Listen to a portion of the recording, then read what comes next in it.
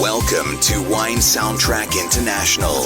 Listen to the passion with which producers narrate their winery and their world. In 30 answers, discover their stories, personalities, and passions. Hello friends and listeners of Wine Soundtrack. This is Andrew Ashurst, and today I am sitting with Alex Ruiz Masachs from Cava's Josep Masachs. Welcome, Alex. Thank you. It's a pleasure to be here. Can you tell us a little bit about Cava's Josep Masachs? Yes, Cava Josep Masachs is a family company. We are now celebrating 100 years of history, so we are proud to say that we are one of the more ancient companies here in the Penedès. And we are focused in producing sparkling wines mainly, but also we are doing still wine, so we have a wide production. Where exactly are you located? We are in Torrelles de Foix, that is a village located 10 minutes away from Vilafranca del Penedès in the High Penedès, and around 45 minutes from Barcelona. And how many acres of land do you have? We have 30 hectares of own property, but we are also working around 150 hectares that belongs to some farmers in the area, but that we control. And so we can say that we harvest around 200 hectares. For those of you that don't know what an acre, because I asked about an acre, but acre is, or 1 hectare is 0.4 acres. Okay. How many cases of wine do you produce a year? Well, in cases, I don't know exactly because we mix 6 and 12, but we are around 5 million bottles of production every year. Yeah. And what types of wine do you produce? Mainly it's sparkling wine. We are producing 90% of our production is cava, so this is where we are focused. But we're growing now with our still wines because we have a very nice projects trying to reach the best of the different vineyards that we have. Yeah. And what are your main markets? We are proud to have the local market of one of our main markets because that means that we are well recognized in our area. But 70% of our total production goes out from Spain, and our main markets are north of Europe, Japan, USA, Central Europe also. And the rest of Asia a little bit, but mainly those countries where they are focusing organic, because also now more than 60% of our total production is organic. What was your first memory relevant to the world of wine? Well, I remember when I was a kid and I went with my grandfather to the vineyard and I just go to him to see how he works on the vineyard, and he always drank the wine with a porron. That is a typical Catalan instrument. I don't know how to say that we used to drink while we are in the vineyard, and you need to raise your hand and drink the wine, and it's like a very funny activity. And I remember I see my grandfather and thinking, when I will be able to do that. So I would say that this is my first memory of the wine, mainly. Yeah. I think for anyone that actually comes to Catalonia, they've got to try and drink wine from a porron. This is a must do. Absolutely. Actually, this is one of the activities that we do with people that came to visit us, including our importers, because we want them to feel it in the Catalan culture. Yes, for me, it's something very emblematic. It's an iconic of our society and the wine culture. Yeah. Right, brilliant. What was the first or most memorable wine that you've ever drunk, and what was the occasion? Well, every wine has a moment, and probably what was memorable for me in my childhood, it would not be in different period. But I would say that in the last years I had an amazing memory of wine that I drank in France with Joly, that is the Collet de Sarrant, that for me was something that opened a new window in the wine world, because I get astonished of the quality of the minerality and the white complexity that a white wine could have, and it was a window for me to understand different ways of making wine and different ways to understand the nature. It was shocking for me to discover this wine and these people. Yeah. Traveling around, because obviously you've just said you've been to France with Nicolas Joly. Traveling around and traveling the world abroad, which is the best foreign wine? We're probably going to go over this again. That you've ever drunk, and which is the worst? That's a good question. Yes, I will remain with Coulet de Sorrent because now still for me it's one of my favorite wines. So I cannot put any other wine in the same position because for me it was an amazing. It's a great experience every time I open the bottle. And what is the worst wine? That's a good question. And I would say that for me France is the country where you can find the best wines in the world, but at the same time it's the country where you can probably drink the worst ones. Yes, and that's the reality. I always say that in Spain, for example, you have a great medium value wines, great wines for a great price, but in France you could have the best wines, but you can drink also a lot of wines that are in the low level, and this I think it don't happen in Spain, at least that often. Amongst populations, people abroad, who do you think drinks the best in terms of quality? It's hard for me to say one country where the people drinks more quality. I would say that countries where we have more culture about the wine world, those that has been making wine for many years, are the ones that are more ready to appreciate the real quality of the wine. So I would make the comparison not between countries, just between the new world in terms of introduction on the wine business or the old world where we have been producing wines for many years and years. Let's concentrate a little bit on your cellar now. How much is your cellar's most expensive bottle? They are coming. They are coming because we start a project a few years ago where we start to do those wines that we want to be on the top of our list, and they are just aging now. So I would say that this is something that will come in the near future. We have a lot of new wines and amazing blends coming that will be on the top of our list. Which of the wines from your cellar again, which wine is giving you the most satisfaction? Difficult to say because every time gives satisfactions. It depends on the moment, on the time, on the company you have with you, on what you are eating. What I mean that it's not for me. It's not correct just to say no. This one is the top one, is the one with more satisfaction. No, why? Because sometimes a standard wine, if it is well done with fruity, with balance, with nice acidity, and it depends on the time of the day that you are drinking, of any other much other factors, it could be the perfect one. So all wines could be very satisfactory depending on the moment. Do you believe in the perfect variety? I believe in the perfect variety. I don't believe in the perfect variety. I think every variety is perfect by themselves, and what we should do as a winemakers is trying to do or to express the best of each variety, because I would say that one variety that is, for example, splendid because of the fruity they have, the low pH, the high acidity. At the same time, it means that there is a lack of another faculty. So we cannot say that one variety can have everything, but we need to understand each variety and try to do it in the way that can express the best of itself and also the best of the soil when it has grown.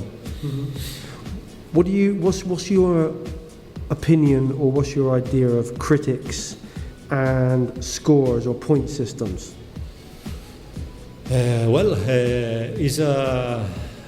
how can I explain in English? How you say in English is mal necesario. It's a necessity. I wouldn't say it's a bad necessity, but it's a necessity. Well, it depends, but it's something that is there, and it's something that also has helped a lot in the wine industry and also the wine business, because there is a lot of people listen to them and a lot of people learning about them and following their advices, and these people that is getting introduced in the wine business, and obviously after that they get their own impression of what they like and what not, but they need this to know how to follow. If not, there is a mess, because there is millions of bottles of wine, millions of labels, millions of different appellations, denominations, lands, categories. So we need this for the industry, but at the same time, me as a producer and as an owner of the winery, we cannot just follow the way you want to do the wine depending on the scores, because you will be not honest with your vineyard and with the land where you are. So this is something that is there, that is nice to be well scored, but we cannot just focus on this, because it would be the wrong way. Let's get down to wine now. Let's get down to a more personal touch. Right. So as a consumer, yes, do you prefer white, red, or rosé? Always white. I love white wines. Why? Because for me, the white wines are more capables, or it's more easy to understand the soil where they have grown. For me, the white takes more minerality, and it's more easy to understand the different kinds of vinifications and the different blends and the different soils and everything. So I really enjoy the white wines. Yeah. And what about still or sparkling? What do you prefer? Well, same as I answered before. No, it's difficult for me to say a categorical answer about this, because every wine has a moment. There is a moment for still wines, and there is a moment for sparkling. So, both. And which sparkling wine would you go with? Because obviously at the pinnacle or at the top of everyone's view is always the champagne's always there. But would you drink a champagne or would you drink something else? I would drink everything. Yes, it's a similar answer, of what we have been talking in the last questions.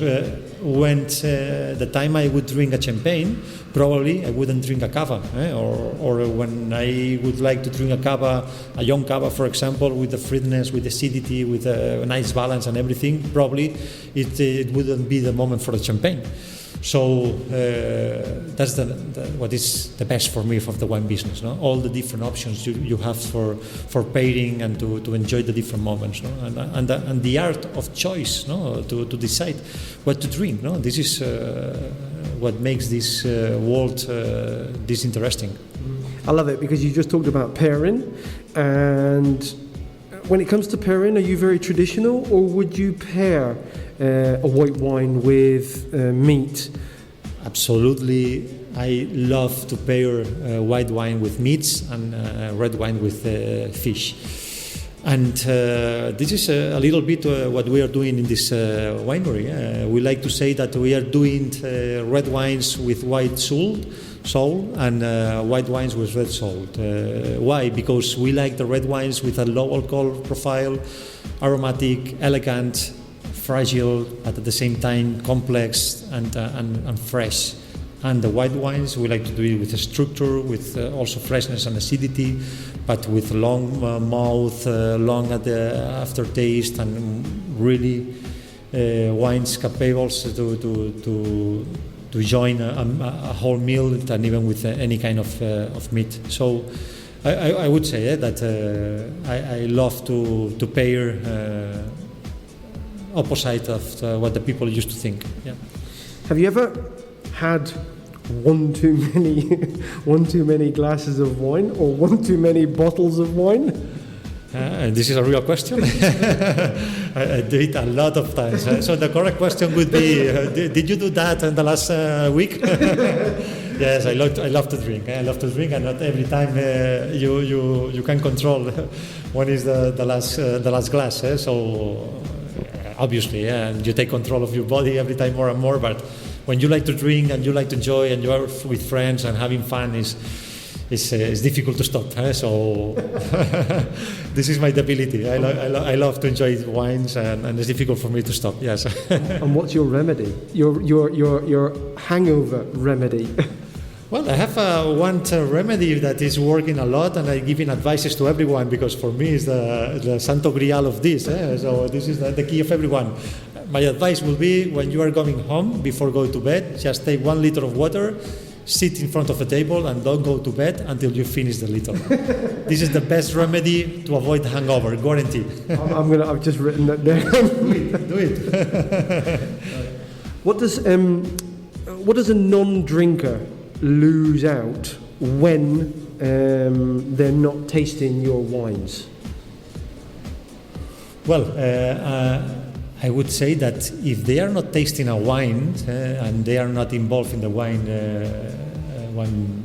world, they are losing a lot, not only of my wines, because they are losing all the wine universe. They are losing what is behind the wine. They are losing a lot of experience, a lot of emotions, a lot of expression of different flavors, textures. Well, it's a world that not only involves the palate and the organic sensors, also involve the wine cultures behind, the countries, the history of every place, the history of every family. So it's a world that everyone should know because there is a lot behind that. And then if we focus in my wines, I would say that they are losing everything is behind my area. No, the soils we have in Torrellas, the soils we have in Sant Martí, the history of every farmer, the history of this land. In definitive, there is a lot to lose. Yeah, definitely. Let's get our imagination cap on now. We love to imagine things here at Wine Soundtrack. That's fine. So imagine that space aliens have landed on your property. Which wine from your cellar would you give them to taste?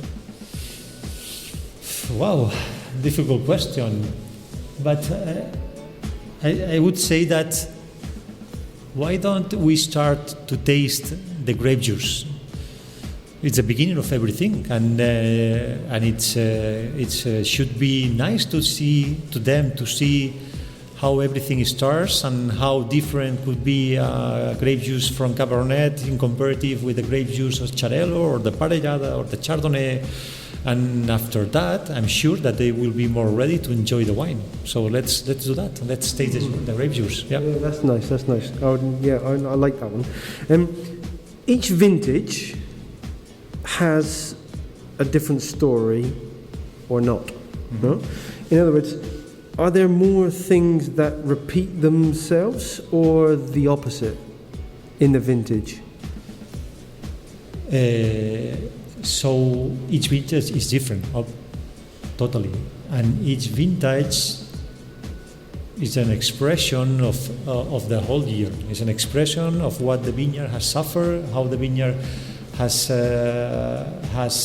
been treated by the farmer, how the vineyard has been treated by the products you have put in there, how you have pruning, how you have done everything. So every vintage is the real reflection, or at least this is the challenge of all the winemakers, is try to express in the wine all the years that has effect on that vineyard. Mm-hmm. Yeah. Do you have any when the harvest starts? Do you have any good luck rituals at the beginning?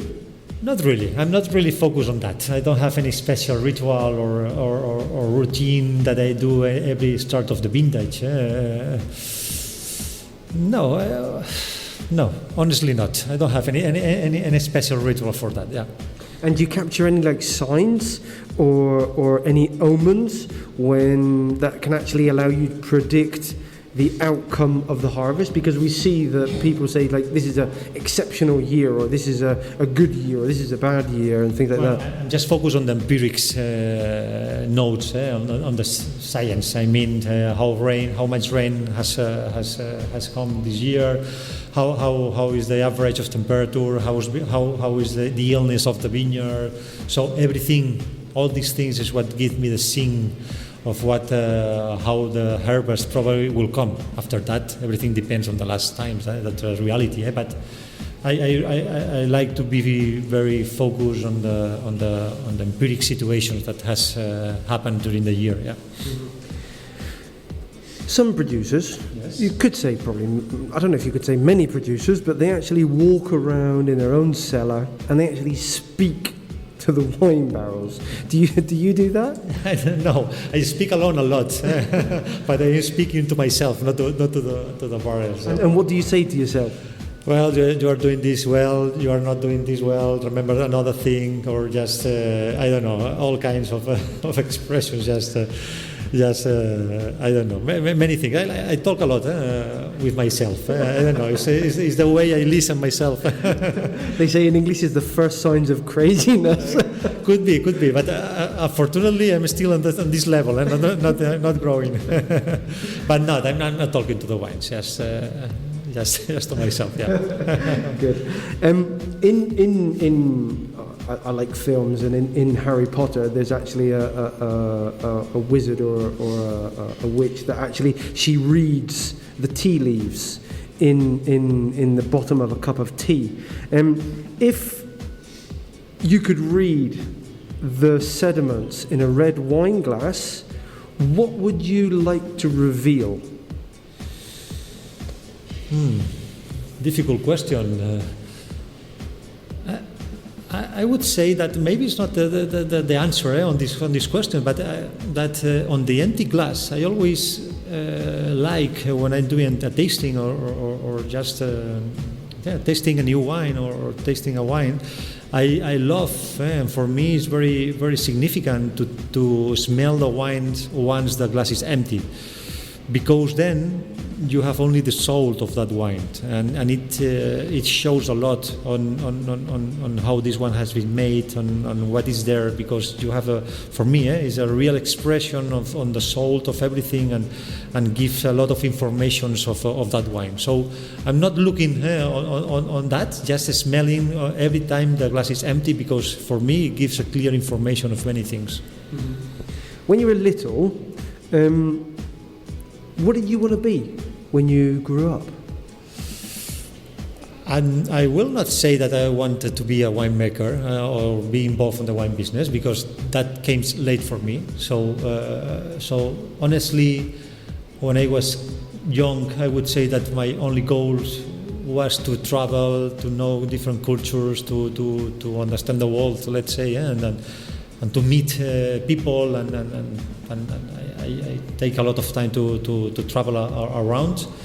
And it was once I became older, and at the end of my youngest, when I discovered that the ones that I have in front of me, that the vineyard and the wine, really passionate me. And then is when I feel ready to get involved on that, and I start my studies on the university when I was quite old. I started at 28. But for me, this was an advantage, because I was really mature to understand what I was doing. So for me, it was a very good decision. Gave you a level of experience as well, probably. And to be really focused on what I was learning, with a little bit of experience even on that. For me, was a good choice. Yeah. So you probably work many hours, no? When you're not working, how do you spend your free time?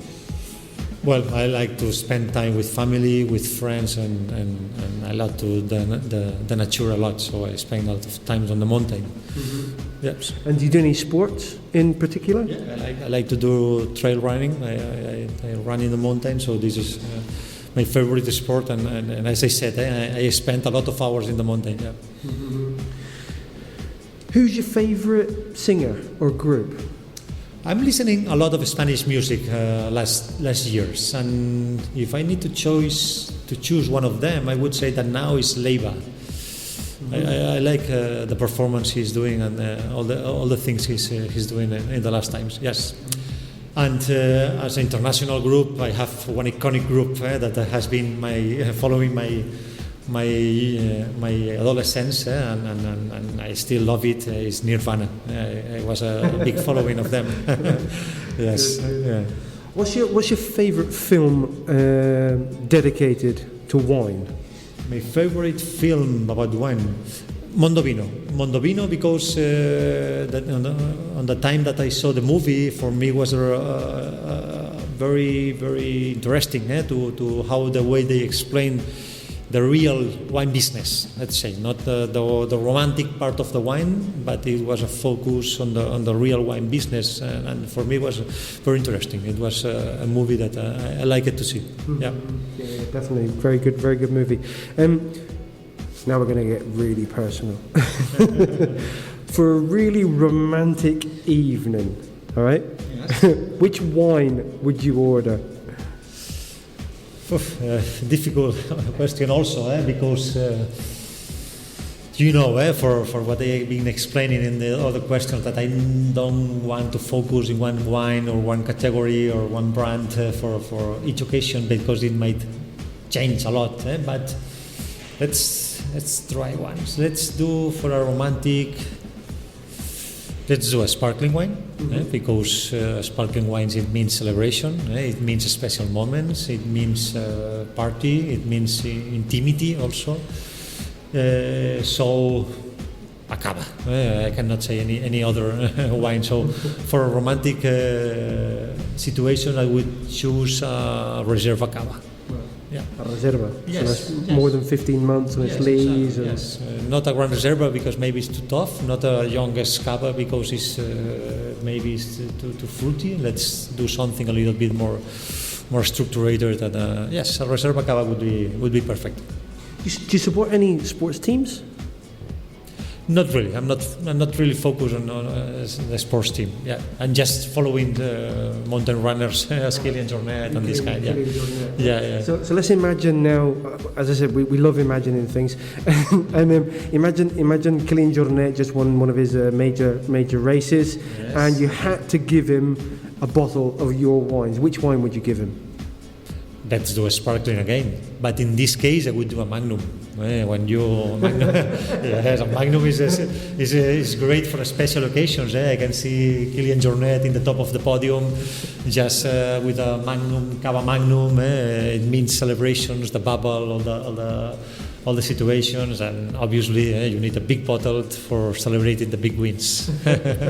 Brilliant. What was like over the time you've been studying, you've been working and related to the wine world?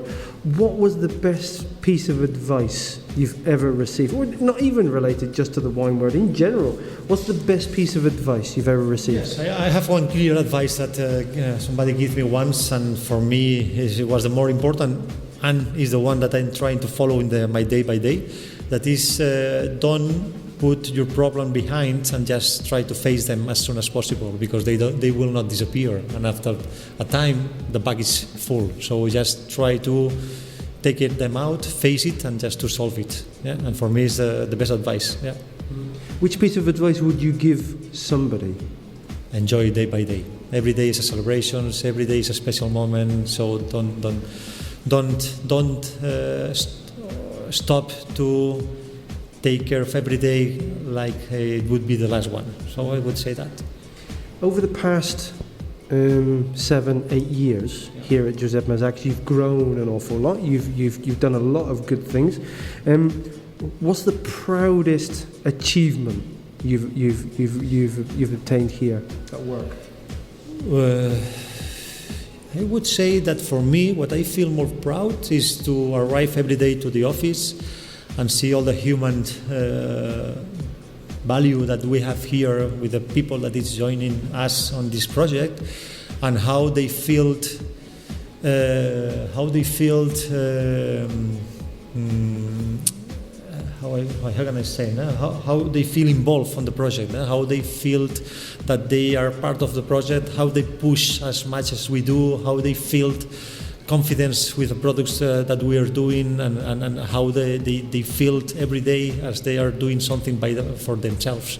And for me, this is a meaning that we are doing things well, we are doing everything properly, and this is a meaning that we are going in the right way.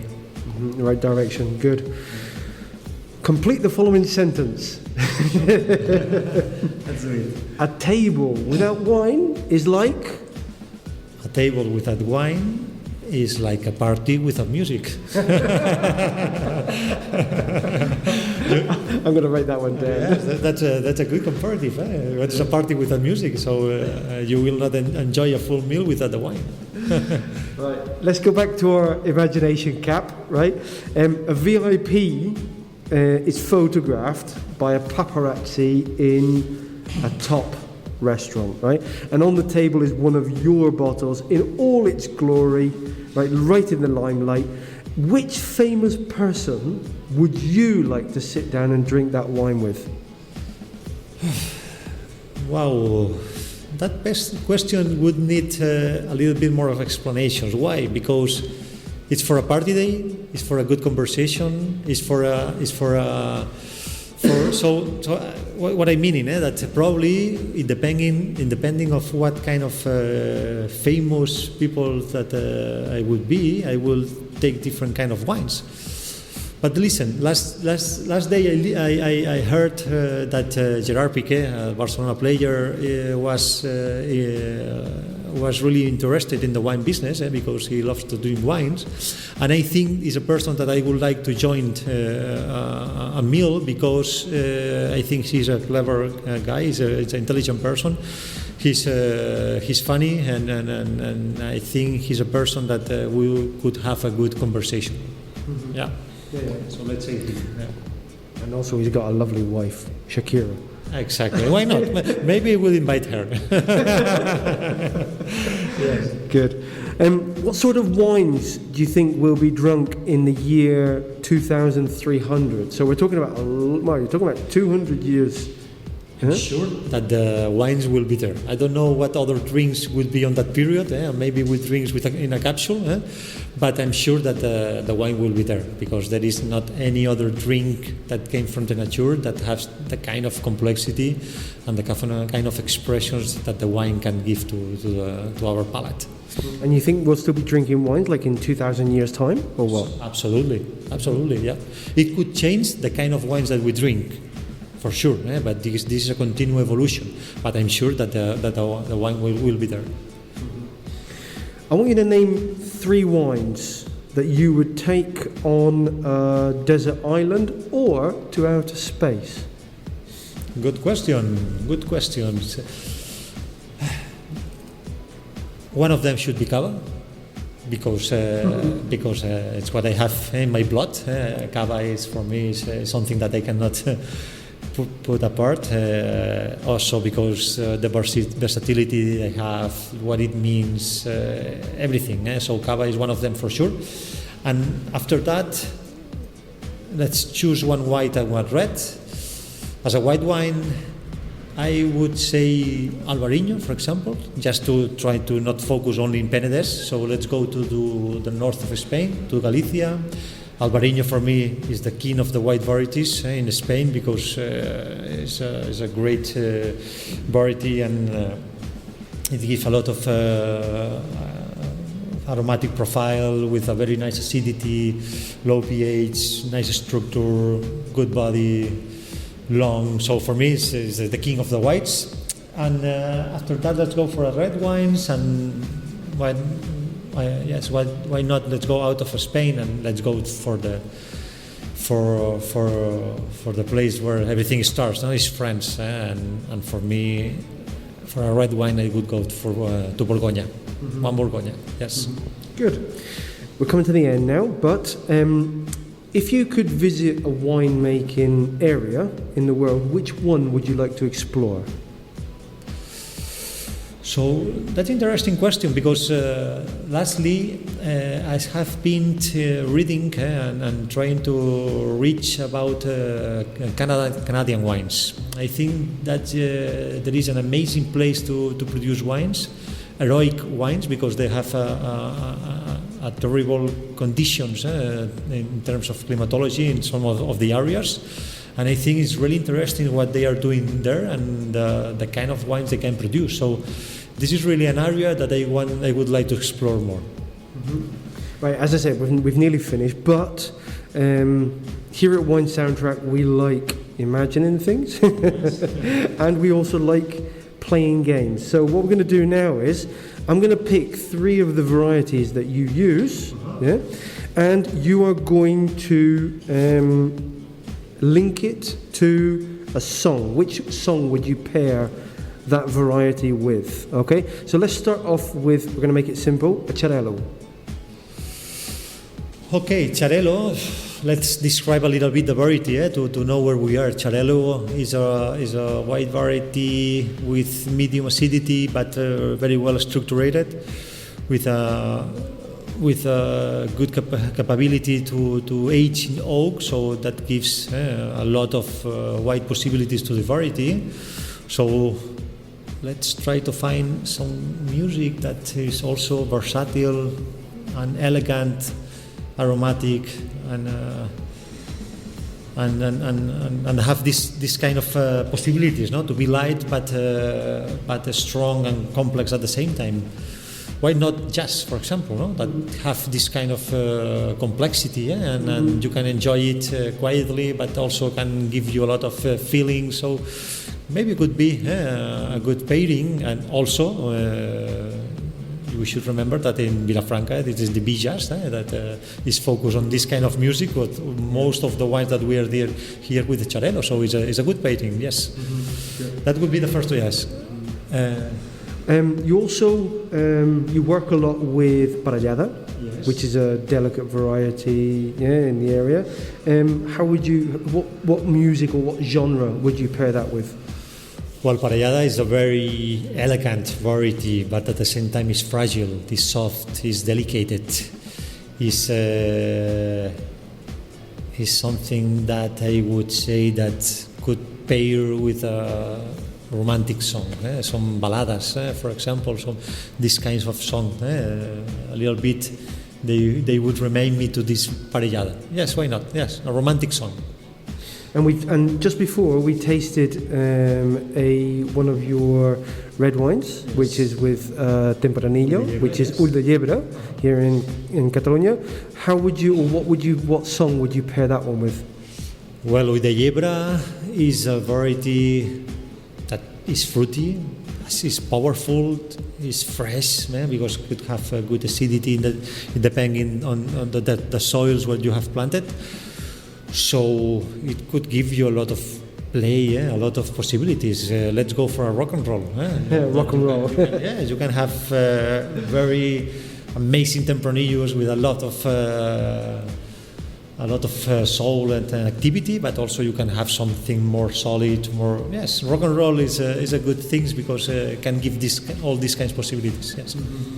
So just to finish off with, just remind people where they can find your wines. Can they come and visit you and your website? Yes, actually they would be more than welcome to visit us at the cellar, so they can come here to taste wines and to buy in our shop. And if not, we have a wide distribution in many areas, and in Barcelona we are deep in the market. So in the main specialized shops, wine shops, they could find most of our products. So they can do it there. And if they want to visit our website so they can have an idea of what we are producing, they can visit josepmasachs.com. That this is our main brand and where we focus in our premium products. There they will find all the Josep Masachs range, still wines and cavas. And if they are looking for the wines and cavas more focused on the more competitive price, let's say, and the young cavas and the young wines, they can visit vinsdelterma.com, and there they will find the whole portfolio, and they will find all the wines in the different categories, organic, young wines, and everything. Alex, you're a star. Thank you very much. It's been brilliant talking to you. It has been my pleasure. Thank you for preparing this really nice interview and very nice questions and originals. I have enjoyed a lot, so thank you. It has been my pleasure. Thanks a lot. See you later. Bye-bye. Thanks for listening to a new episode of Wine Soundtrack International. For details and updates, visit our website, winesoundtrack.com.